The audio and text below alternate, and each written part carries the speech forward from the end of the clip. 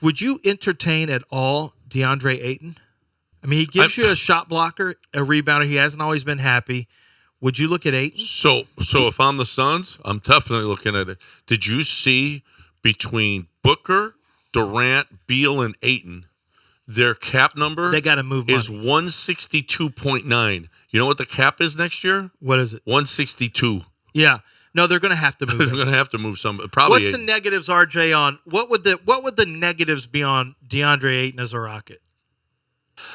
Why do I feel like he feels that he could be a star center in the league? I think he looks at a guy like Joel Embiid and says, I can be that, or not, not everything, all the tools that he has, but I can somewhat be what Joel Embiid is, and I can be that centerpiece of a team. And now he's kind of been relegated since, when Chris Paul was there, and you also had Devin Booker, more of a guy that was probably give you a Tyson Chandler type feel, rebound, block shots, rim run, and I don't think he thinks he's that kind of guy. So I think when he went... But he's that kind of guy. But he is. Yeah. But for him, I think he thinks that, hey, I could be, if not an MVP type player, for a team, I could certainly be the first, if not second best player on a young, up-and-coming roster. But on a championship team, yeah, what he's going to be is a guy that's, hey, do what God blessed you to do, rebound, block shots, and rim run. And I think in Phoenix now, especially with the Beal trade, he really does feel like the odd man out.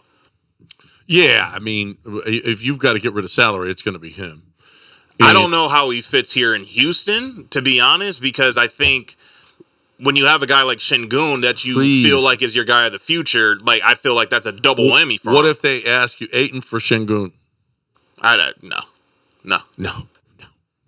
No, thank you. No.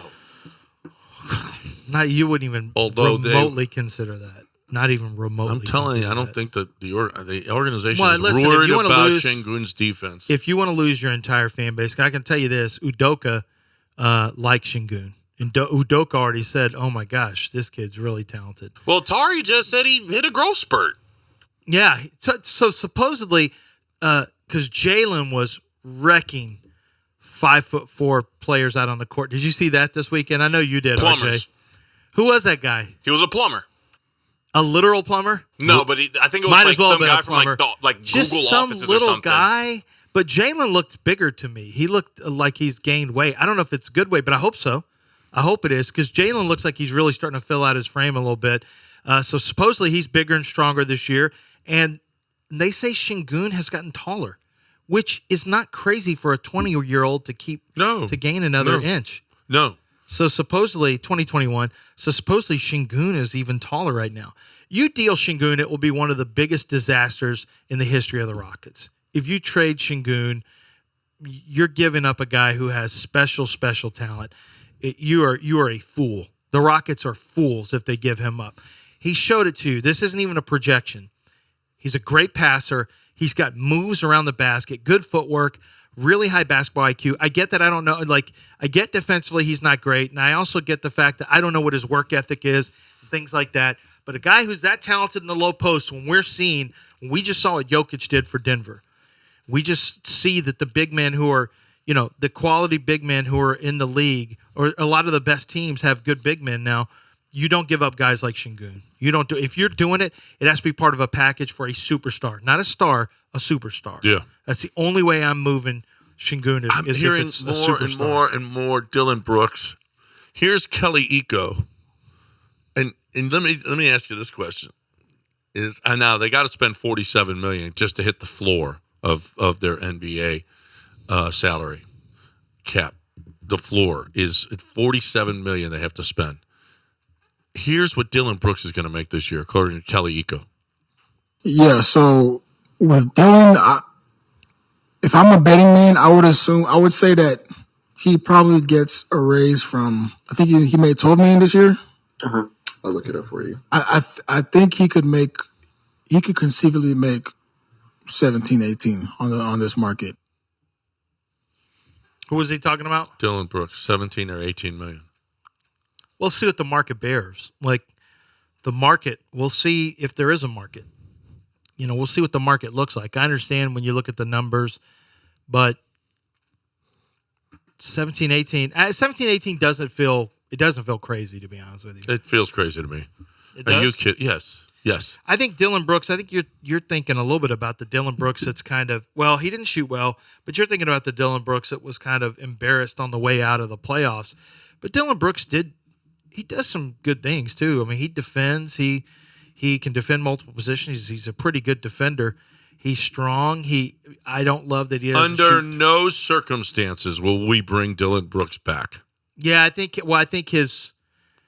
you got to remember now, Dylan Brooks is with John Morant. Let's give him $18 million. Dylan and Ja were together. Yeah. Maybe that was not a great combination. Here's Kelly Eco on the potential of KJ Martin being moved.